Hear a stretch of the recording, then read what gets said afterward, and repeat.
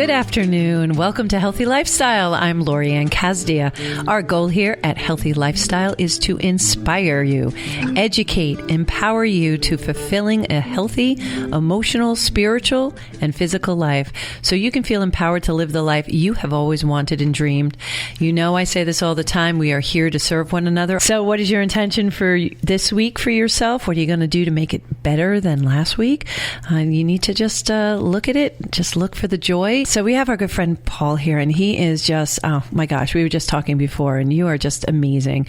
Everything that you do, and we want to talk about that today, and some events coming up. So this is really jam-packed with a lot of information. So you guys need to make sure you have pen and paper so you can write down all the events and contact information, and we'll get to that in a little bit. But you have been doing what you do for a very long time, and you're very spiritual. You've definitely influenced my life. You've actually significantly impacted my life in such a positive way that you really jettisoned me in the right direction. Thank you for that. I am so grateful. You have no idea. You're welcome. So let's talk about your path. How did you get into doing what you do? Well, first I want to say it's an honor to be back again. I appreciate you inviting me. It started way back when I was a little boy. I had unusual feelings, thoughts, and I had visions that I guess were not, now that I find out, is not typical of most people. Started usually around the age of 6. I was raised a Catholic, and my mom and dad enforced that we'd have to pray every night. And when I did, something strange happened. I always had answers back to them. So I would have a conversation rather than just a one-sided conversation with God. I would hear things back, most of which was about love and life and the world and different emotions and feelings at 6 years old. I never told anybody about it. I thought it was pretty common until the age of 13 when I started to hear voices, actual voices on the right side of my ear. And it became a little unnerving. It's a difficult time of any child's life. And I kept it suppressed and kept it quiet, but it got to the point where it got overwhelming. And I'd have to play music just to douse it out, so that I wouldn't be able to hear it. And again, I kind of suppressed it for many years. And then later on in my later teens, around 18, I went to see a counselor because I was a little concerned with this. And she was very spiritual, a wonderful woman, and non-conventional in therapy. And she asked me to ask the voice questions. Simply, she said, and I did. And it turned out that it was a spirit guide, from what I know now, who had attached itself to me to give me guidance during the unfoldment of my gifts. And so that's how it all began. And then shortly thereafter, I started to take classes and workshops and get myself certified in different spiritual areas, and it just unfolded into this amazing business. Which is an amazing business. It's funny that you said about suppressing, and some people anesthetize themselves utilizing drugs or alcohol or something, and that definitely, if you want to get more in touch with your intuition, you really want to avoid all that, because it really does numb you out, and you want to be awake during the life. That's what's been exciting about the last 5 years is I'm awake. I wasn't really awake before. Now I'm awake. And there's a huge difference in that, don't you think? Oh, sure. Yeah. Absolutely. There's movement going on in the world, I believe. That's a human consciousness to spiritual awareness. And it's really waking people up to what is right. Not, being right. It's about what's right. Yeah. It's amazing. So how do you define yourself? A medium? So people call me a psychic medium, but I feel like I don't know if that's a watered down version of what I believe myself to be. I actually call myself an intuitive, because that's basically what I use with every facet of what I do. I do intuitive counseling. I do healing work. I do readings. I do mediumship. So I think all of that combined, the common denominator is your intuition. And so I use that as the label for what I consider myself to be. So how do you differentiate for people listening between a psychic and a medium?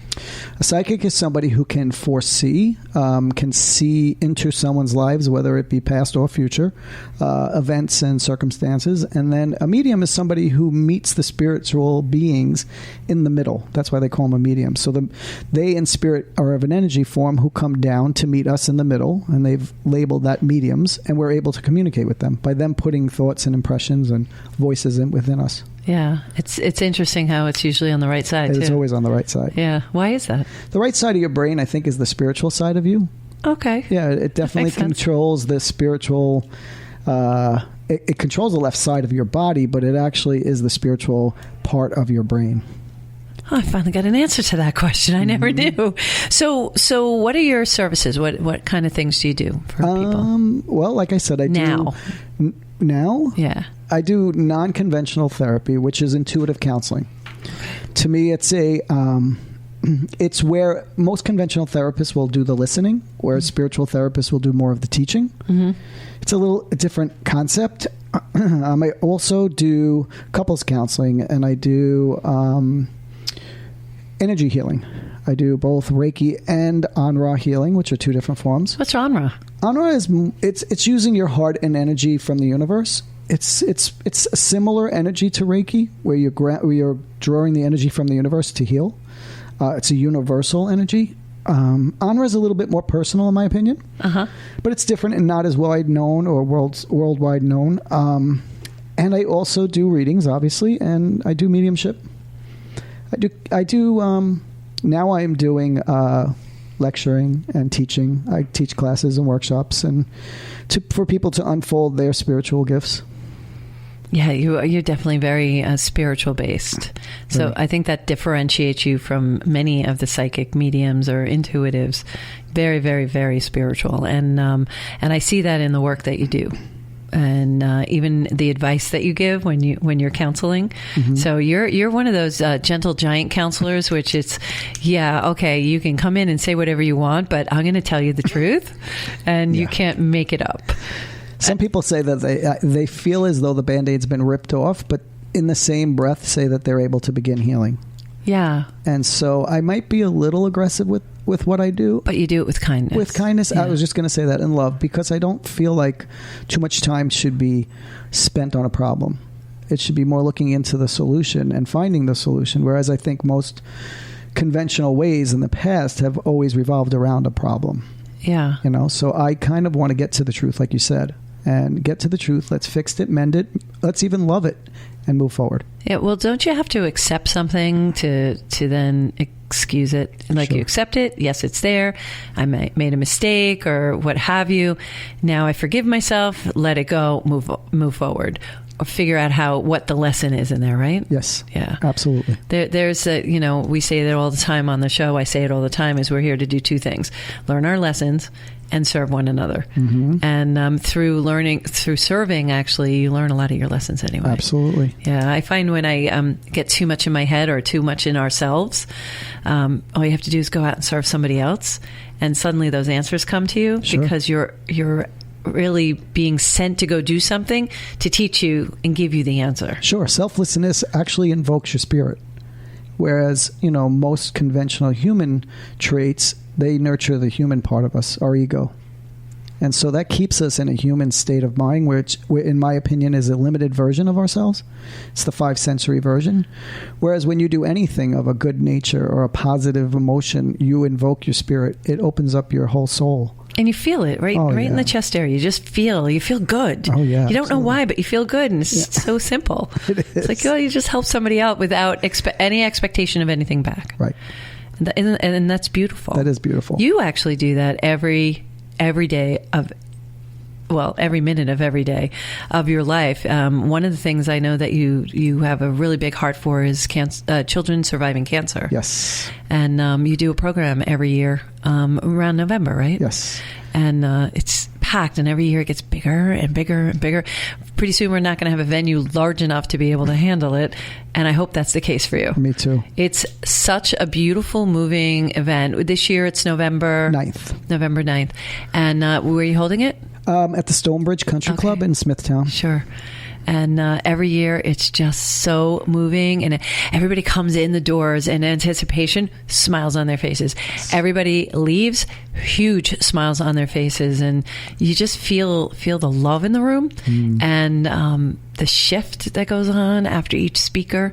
I definitely feel a difference between each speaker and how it affects everybody listening. It's just amazing. And then please share what you do every year with the children. Well, this year and 2 years ago, we've done it for the children with cancer. Last year, we did it for animals, actually. We brought in dogs who were in need of homes, and we had 10 adopted right on the spot. But this year, and most years, I do it for the children with cancer. We just recently did a Easter egg hunt for them as well. I just find it the most soul-rewarding thing. And your life changes, your priorities change. Life is put into perspective when you're in the presence of a child that's hurting. Yeah. So I choose to do this event in hopes of bringing a smile to their face. And, so what we do is a portion of all the tickets sold go to raising money for us to grant a wish for each child. And this year we're bringing 6 children in to bring on stage and to grant them a wish. Of course, they won't know about it. It's going to be a surprise. And just to see the smile on their face, but even equally as much the parents' piece of just seeing their child smile, to me is just, there's nothing greater than that. Yeah. Absolutely nothing. It's beautiful to watch. It's just beautiful to watch, and to be part of that it renders me speechless, which is really hard to do. So it really does. It just touches your soul so deeply, and these children are so graceful with what they're dealing with. They're so strong. If you want to see courage at its finest, yes, look in the eyes of a child who is dealing with this, who shouldn't have to deal with it. We should not have to have these things happening, but they're really here to teach us, aren't they? Absolutely. And I think we can learn some of our greatest lessons from the innocence of a child. Yeah. They're non-judgmental, and they're in most cases, even these sick children are happier than we are. Yes. They find joy in the simple things. There's a contentment, right? Yes. Yeah. And it reprioritizes your life in a moment to realize that the things you've been worrying about or upset about, really in the big scale of things, don't really mean as much when you see this little child. And they're beautiful. Yeah, they really are. The years ago, that struck me. My sister had challenges, and she was always happy. No matter what, she was always happy. And that was very, it really left a mark on my life. And I judge my having a bad day on, there are people in the world struggling far more than I am, no matter what challenge has been put in front of me. There's somebody much more deeply challenged, and it really does put things back into perspective.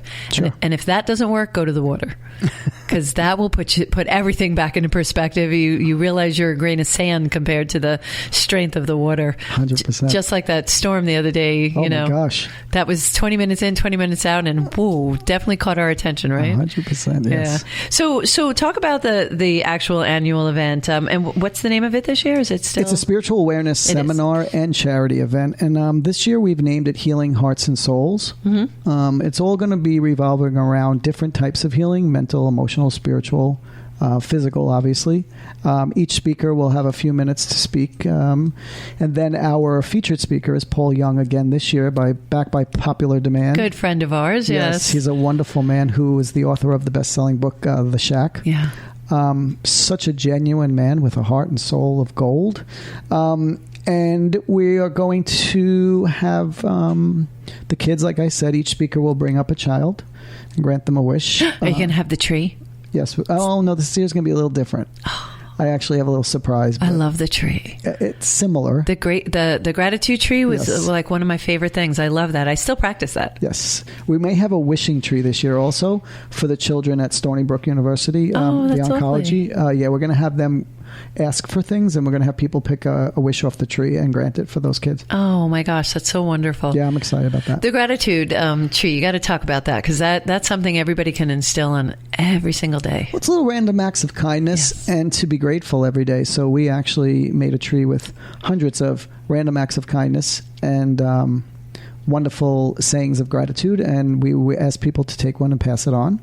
And the stories that came back to us, the simple stories of just buying somebody a cup of coffee, or saying hello to somebody, opening a door for someone, they were shocking about how much it spread into more acts of kindness. And it's just simple acts like that can change the world. Yeah. Yeah. It's amazing because you don't know how you impact somebody else by just opening a door or by giving them a smile when they feel like they're invisible. Yes. And you give, you make eye contact with them. You ever see someone, you make eye contact with them and all of a sudden they just kind of like jump back a little bit and their eyes get open and then all of a sudden you see a spark come out like, you do see me, Yes. I am visible. Those are beautiful moments. I also, I love the lottery ticket one. You go find a lottery ticket, you go to a random place in a parking lot and you just leave it in someone's windshield. Yep. And that was fun. I actually did it and I'll never forget. I drove off before I found out if they won or not. Darn it. But they came out a lot faster than I had anticipated. And it happened to be a veteran. I had no idea. Oh, wow. But they were a veteran and I drove away before, but they took it off. They went to get in the car, and then you could see they were ticked off. They were like they got a ticket. So they get out of the car and they pick it up, and then all of a sudden they're looking around like, where did this come from? I don't know what happened after that, but it was so nice, and it was like my own little secret that I went driving away with, and it just filled your heart, and I hope it did something good. But see, if you would have waited, it would have been your ego looking for satisfaction or gratification. But when you leave without knowing the outcome, it's just a sense of gratitude. Yeah, which is so beautiful. It was a really great feeling. To that, so much so that I love doing it. It's like a little hobby now. Good.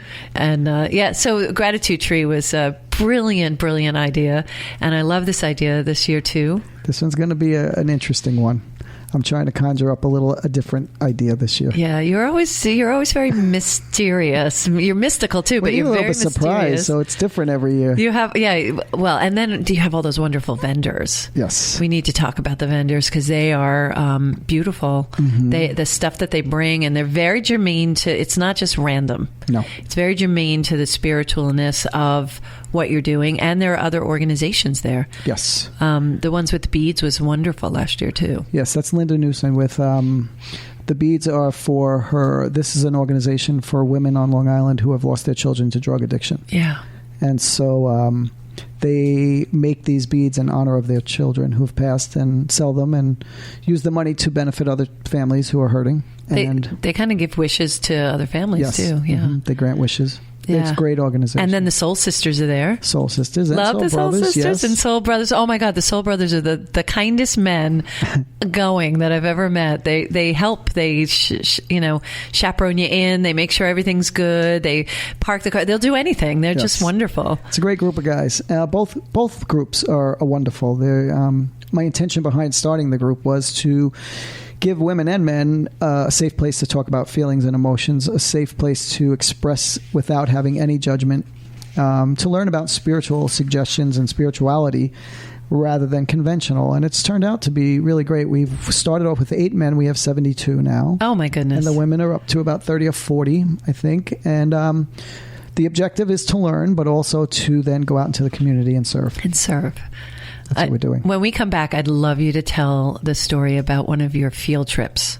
Okay, sure. With your Soul Brothers, because that, to me, that's really incredibly moving, and it really tells what this group is about, that you came up with. How did you come up with the idea? Oh, gosh. A friend of mine was part of another group, and I didn't completely agree with their idea of spirituality. So it was sort of a challenge. He said, well, why don't you come up with a group that you think is spiritual? And so I did. And it's not stopped. It just keeps growing and growing and growing.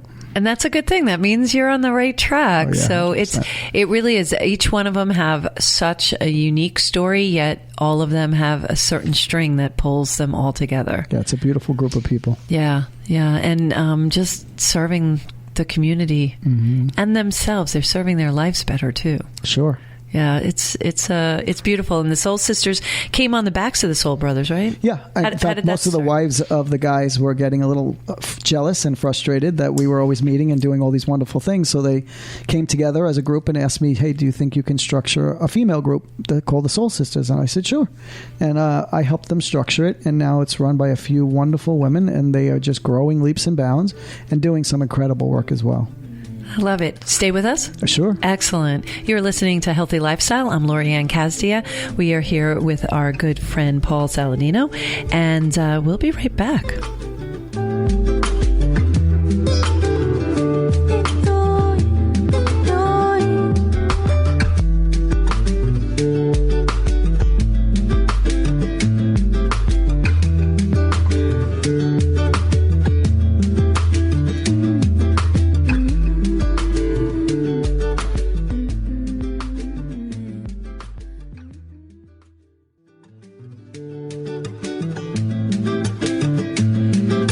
Welcome back to Healthy Lifestyle. I'm Lorianne. If you have any questions, comments, or ideas on topics or guests you'd like to see, please email us at healthylifestylewithla@gmail.com. And of course, follow us on social media at Healthy Lifestyle with LA. You can also hear us on iHeartRadio. We're here every Saturday at 3 o'clock, and you can hear the repeats of the shows anytime you want on SoundCloud. We're here with Paul Saladino, and we are talking about spiritualism and his wonderful annual events. And we just left off about your Soul Brothers that you had put together. Yes. Would you share that story when you went into the city? I love this story.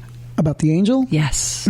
Yeah. So every year we, the guys and I, try to raise money. And we rent a bus and we go into Manhattan before that, we actually fill backpacks full of survival items, such as like water and food and gift cards and blankets and socks and hats. And we fill about 200 of them. Wow. Yeah, and we rent a bus, and about 35 to 40 of us go into the city, and we disperse throughout the Manhattan, and we just hand them, but not just hand them. We sit with them to ask their stories and why they got there and what we can do to help them if there's anything that they need. And most men are not really able to do that. They just would rather hand a $5 bill or if nothing and walk by. But this is what our group is about. So getting to know people. And there was this one year where we did it, and 4 of the gentlemen were pretty much new to the group and not as believers or not as well versed in spirituality. So I was saying to myself, boy, I hope that they don't get a group together. I wish they would have other spiritual guys with them in their group. We pick randomly on the bus. And these 4 men picked each other. Oh. So they were together as a group. And what are the odds? Yeah, what are the odds? But wait, I know the answer to this one. Go ahead. And they were walking through Manhattan doing this, and they had approached a woman. Oh, and in the bag was a prayer card that we put in for each person. And they approached this woman who had a whole bunch of bags, and she was covered completely except her face. The hat that she was wearing only allowed her face to show. And they walked up to her, and she immediately said to them, I've been waiting for you guys. Where have you been? And they looked at each other kind of confused, and they said, well, we're here now. Would you like a backpack full of survival items? And she said, the only thing I want out of that bag is the prayer card. And they said, how do you know there's a prayer card in here? And she didn't say anything to them. And they said, can we ask where you're from? And she said, heaven.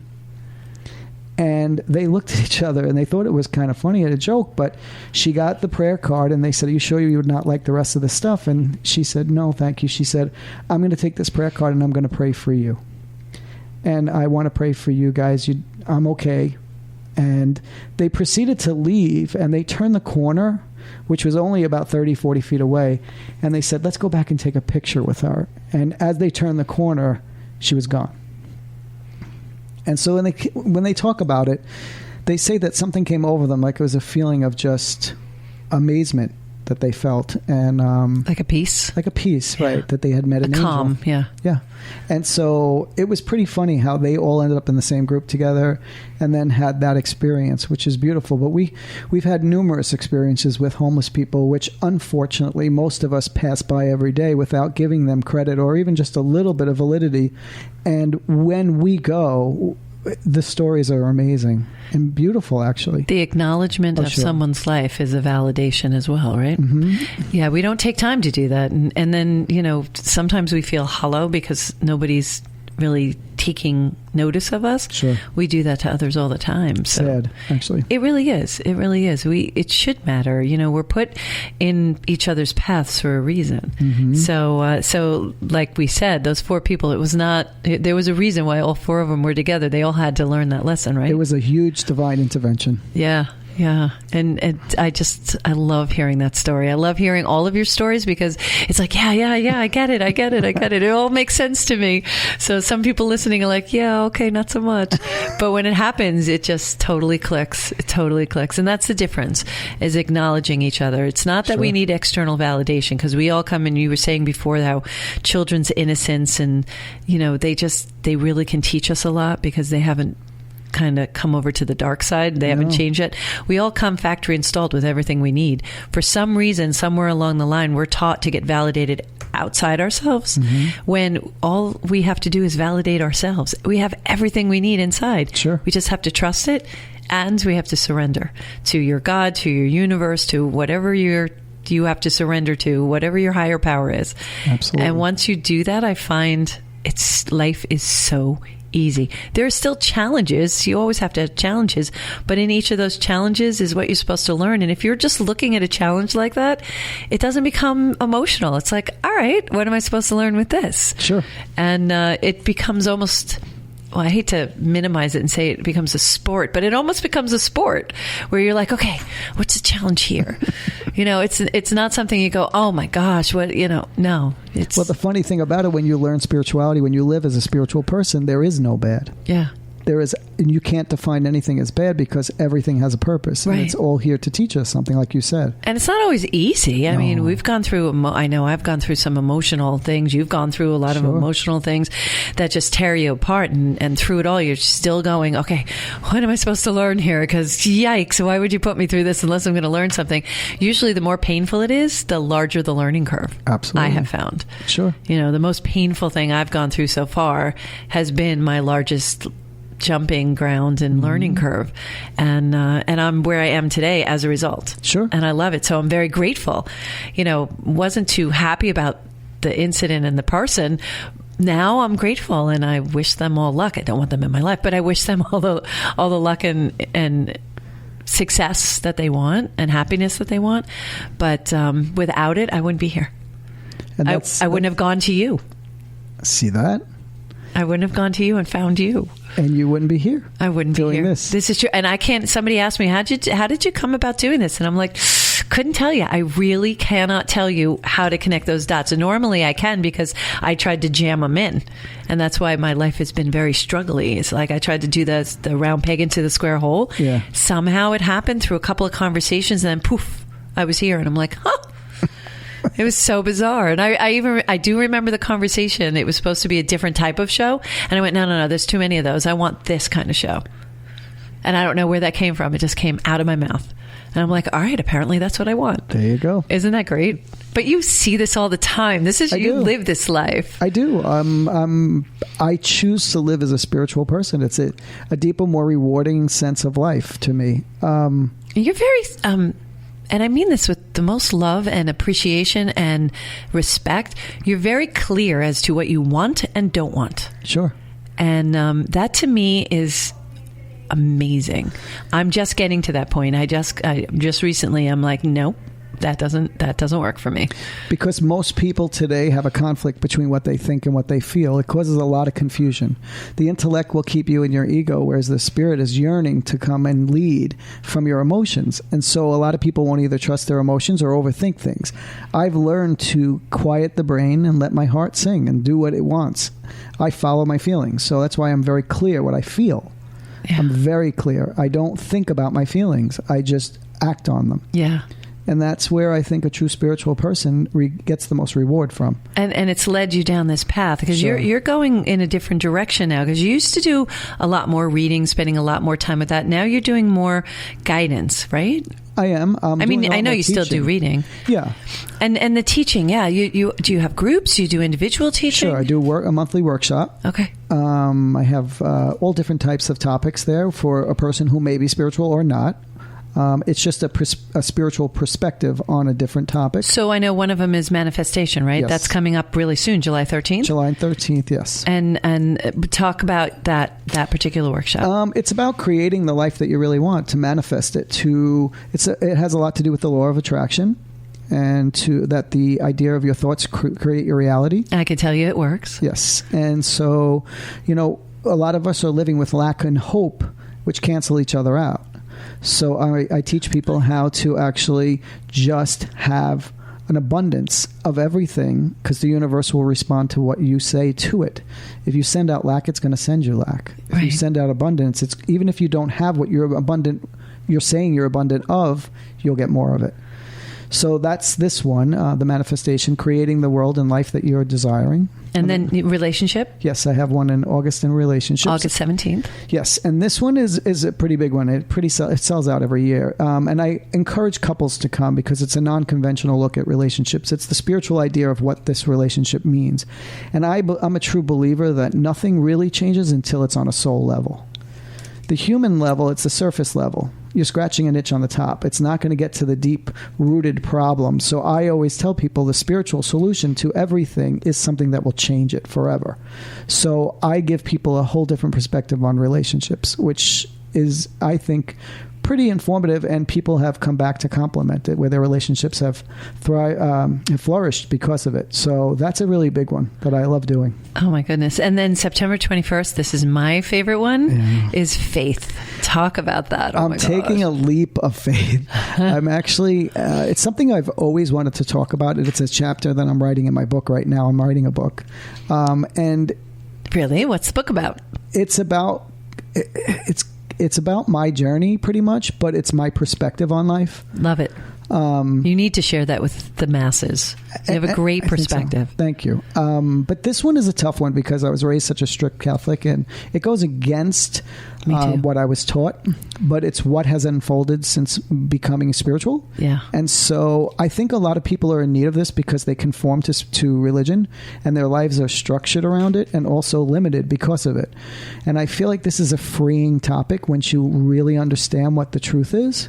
And I'm not saying anyone's lying, but no, but I like the way you said conform, because to me, I was also brought up very strictly Catholic every Sunday. I even gloves, hat was absolute necessity. I had to be in a dress, the whole 9 yards. So wow. Really strict.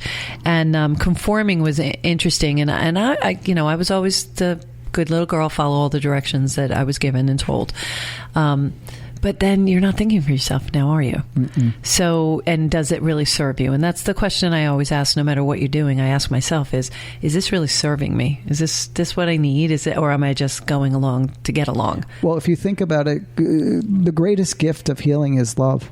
Yes. Or the greatest facet or facilitator of healing is love. And so, in my opinion, throughout the years, in many different forms, religion has always created fear in some way. Yes. And so fear stifles people, whereas love expands your heart and opens you up. So the real truth behind it, and if anybody hasn't seen the movie The Shack or read the book The Shack from Paul Young, it just explains it in a way that's so beautiful. Yeah. And so it makes sense.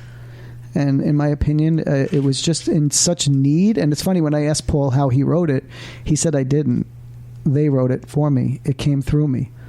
And so I really believe there's a lot of things behind the scenes that are going on to shift this world right now. Yeah. Into a better place. I do. I think it's necessary. I think our millennials are really have their finger on the pulse and moving in that direction, because they have a different way of looking at things coming from, our generation. Sure. And you look at it and we're like, well, we didn't teach you that. Where did you get this from? But they're coming with this other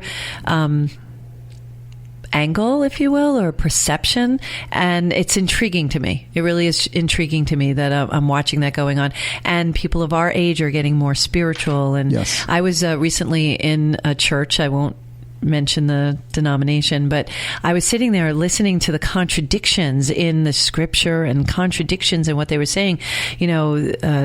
That God was judging us. And I was like, God doesn't judge. God loves everything about us. God just wants us to learn.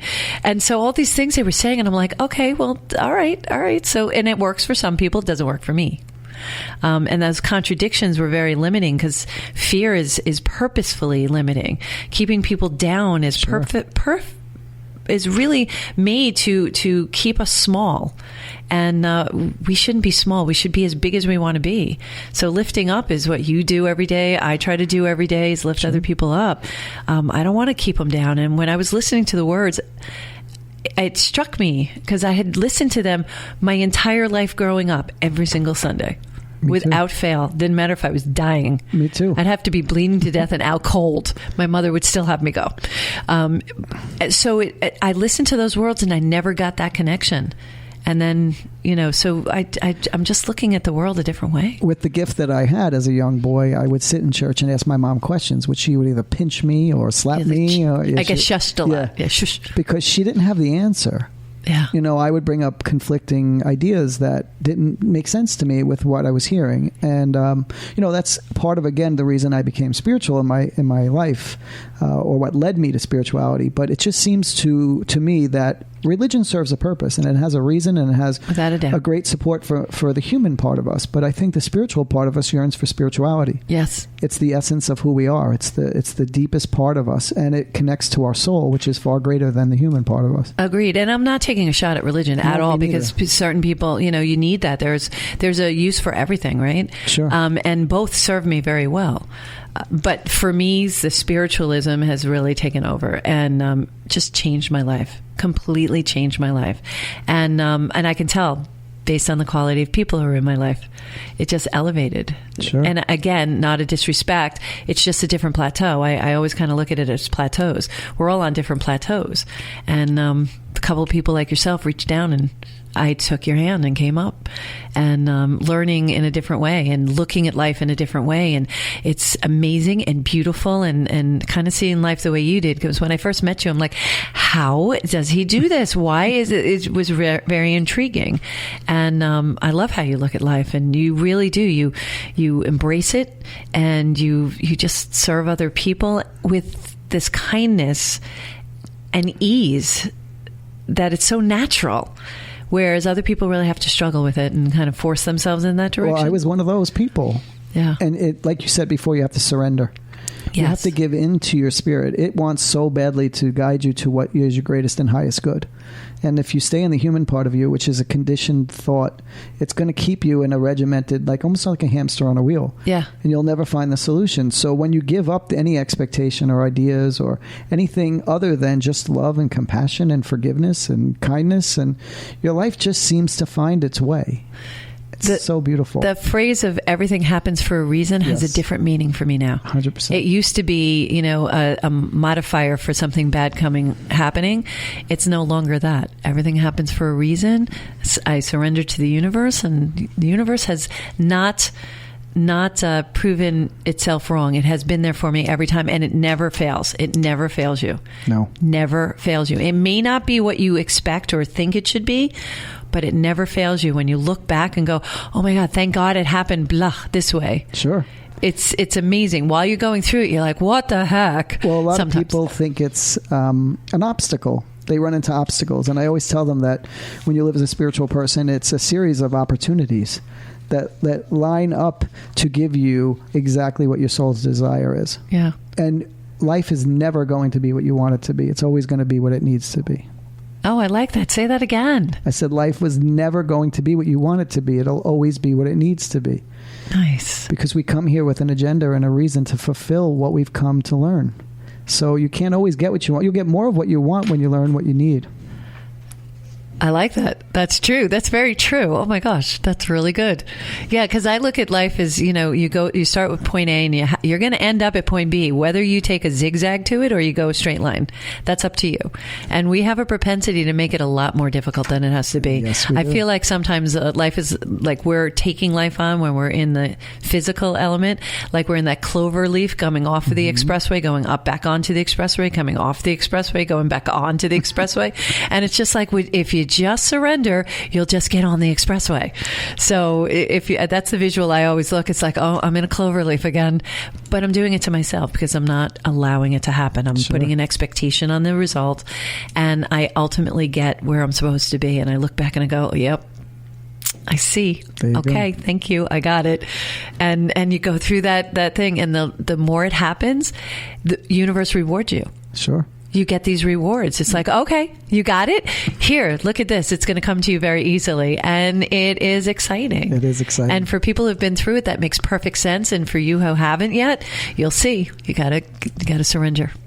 I 100% agree. So if you had one last comment before we go, and unfortunately our time is rapidly coming to an end, what would that one thing be? And also, really, how can they get in touch with you to participate in your event in November and also your workshops?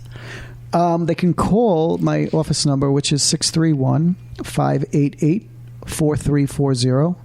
And they'll get a call back with all the information that they're looking for, either for the seminar or the monthly workshops. A final thought would be every day is an opportunity to become your greatest and highest version of you. And if you stay limited, there's no reason to complain or to blame. You have to look within the mirror and love yourself in order to become that higher and greatest good. And I stress to people every day, spirituality is not a religion, it's not a cult, it's not anything other than a higher consciousness with a different thought. And it's so easy to get into, so I would suggest people seek out spirituality in their own way and find what's comfortable for them. And the hope is that they'll nurture their heart and soul. I love it. Thank you so much for joining us today, Paul. It's my pleasure. Always love having you on. We'll have you on soon. Thank you again for joining us today on Healthy Lifestyle. It's my heart is always lifted by sharing this time with you.